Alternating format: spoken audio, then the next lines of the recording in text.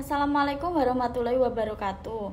Selamat malam Ibu Wiwin Julianti, selaku dosen pengampu mata kuliah Bank dan Lembaga Keuangan lainnya.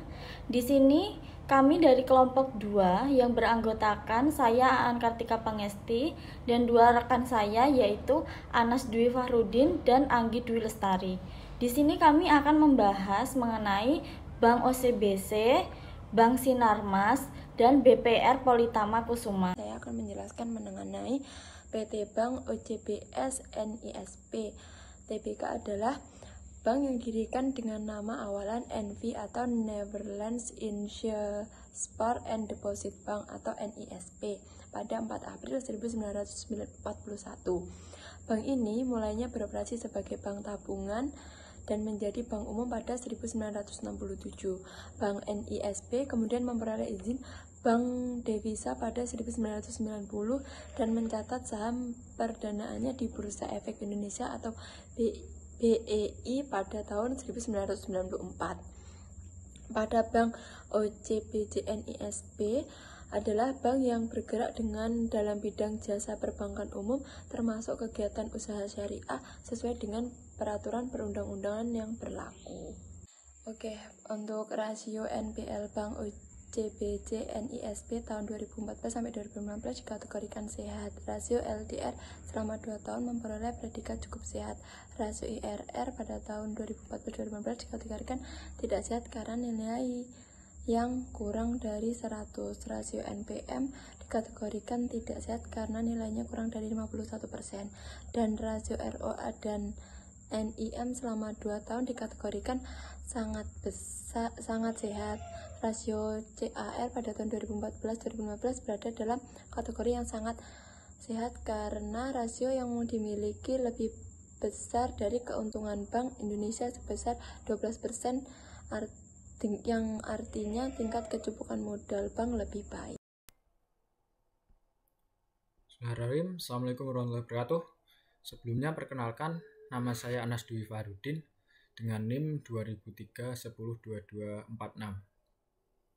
Di sini saya akan menjelaskan sedikit tentang sejarah berdirinya dan juga analisis tingkat kesehatan bank dari PT Sinarmas TBK.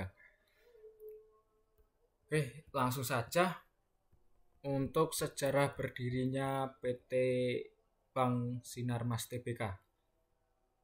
PT Bank Sinarmas TBK didirikan pada tanggal 18 Agustus 1989 berdasarkan Akta Nomor 52 tanggal 18 Agustus 1989 dari Buniarti Chandra, Sarjana Hukum, Notaris di Jakarta, dengan nama PT Bank Sinta Indonesia, dan telah diubah dengan Akta Nomor 91 tanggal 15 September 1989 dari notaris yang sama.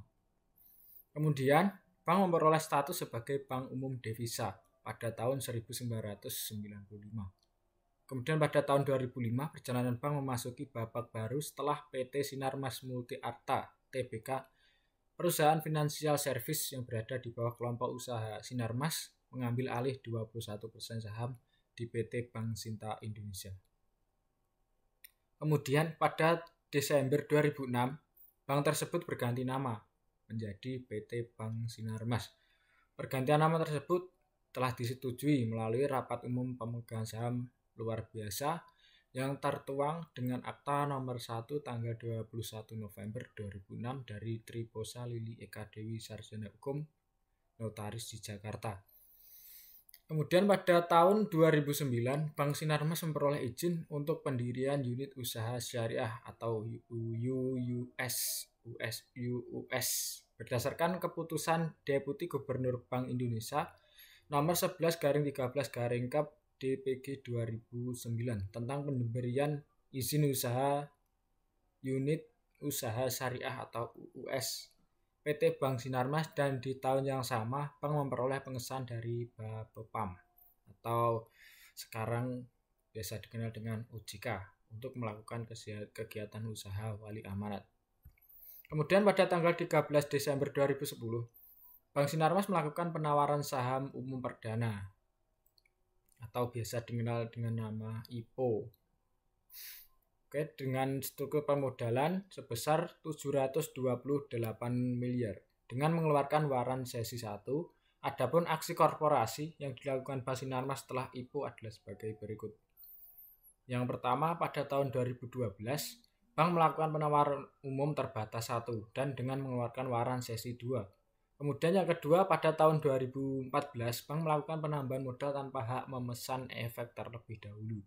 Kemudian pada tahun 2016 Bank melakukan penawaran umum terbatas 2 dengan mengeluarkan waran sesi 3. Mungkin itu sedikit mengenai sejarah berdirinya PT Bank Sinarmas Tbk. Kemudian langsung ke analisis tingkat kesehatan Bank Sinarmas pada tahun 2016 sampai 2021 dengan metode Camel. Langsung saja menyikapi kondisi yang berkembang saat ini, kendati Bank Sinarmas tidak sepenuhnya mengubah target pasar, namun ada sejumlah penyesuaian untuk menjaga tingkat kepercayaan masyarakat terhadap bank. Maka Bank Sinarmas dapat menjaga kesehatan kinerjanya, karena kesehatan kinerja bank menggambarkan sebagai faktor yang mempengaruhi kepercayaan pelanggan ataupun nasabah terhadap masyarakat dari lembaga perbankan itu sendiri atau investor. Bank Indonesia selaku bank sentral dan regulator bagi perbankan di Indonesia. Sedangkan menurut surat edaran Bank Indonesia nomor 6/10/PBI/2004 tanggal 12 April 2004 mengenai penilaian tingkat kesehatan bank umum dengan menggunakan metode Camel atau Capital Asset Management, Earning, dan Liquidity. Hasil dari analisis tersebut akan menunjukkan kondisi tingkat kesehatan bank umum dengan menunjukkan kondisi kesehatan bank yang digolongkan ke dalam peringkat komposit, yaitu peringkat akhir hasil penilaian tingkat kesehatan bank. Hal ini menjadi daya tarik yang mendorong peneliti untuk melakukan analisis dari fenomena di atas, selain bertujuan melakukan kajian empiris terhadap faktor-faktor yang mempengaruhi kesehatan bank. Berdasarkan dari penelitian dan pembahasan masing-masing faktor Camel, secara keseluruhan dapat disimpulkan dan pembahasan bahwa Bank Sinarmas dalam kondisi yang tidak sehat. Hal ini dikarenakan manajemen belum mampu mengelola secara efisien. Dapat dilihat dari laporan keuangan bank bahwa beban biaya operasional yang dikeluarkan oleh Bank Sinarmas sendiri sangatlah besar. Kemudian dari penanganan kredit bermasalah pada bank ini juga terbilang cukup tinggi. Kemudian dari laba yang dihasilkan masih cukup minim, baik yang dihasilkan dari pendapatan operasional maupun dari fee based income. Mungkin itu sedikit gambaran mengenai analisis tingkat kesehatan Bank Sinarmas Tbk. Kurang lebihnya mohon maaf. Wassalamualaikum warahmatullahi wabarakatuh. Baik, yang selanjutnya PT Bank Pengkreditan Politama Kusuma yang beralamatkan di Jalan Raya Solo nomor 33 Jiwan, Kota Madiun. Berdiri berdasarkan akte pendirian nomor 6 pada tanggal 9 September tahun 1994 oleh Notaris Rahmat Umar Sarjana Hukum. Notaris Kabupaten Daerah tingkat 2 Bekasi di Pondok Gede dan telah mendapat izin prinsip dari Menteri Keuangan Republik Indonesia nomor S749-17/1995 tanggal 22 Mei tahun 1995 dan mendapat izin usaha dari Menteri Keuangan Republik Indonesia NOCAP 44-KM17-1996 tanggal 6 Februari tahun 1996. PT BPR Politama Kusuma beroperasional secara perdana pada tanggal 17 April 1996 yang bertujuan mendorong pertumbuhan sektor real melalui pembiayaan terhadap UMKM. Di sini lingkup kegiatan BPR Polatama Kusuma antara lain yaitu kredit, tabungan, dan deposito. Yang selanjutnya yaitu informasi kesehatan Bank BPR Polatama Kusuma yang kami ketahui yaitu baru saja mendapatkan top 100 BPR The Best Finance tahun 2023 sebagai BPR pengkredit bintang 3. Khususnya untuk kategori BPR beraset 100 miliar ke atas yang tumbuh pesat selama 3 tahun terakhir. Penghargaan dari majalah The Finance Info Bank itu diterima langsung oleh Direktur Utama BPR Polatama Kusuma, yaitu Sofyan Yulianto, di Merlin Park Hotel, Jakarta pada tanggal 23 Juni lalu.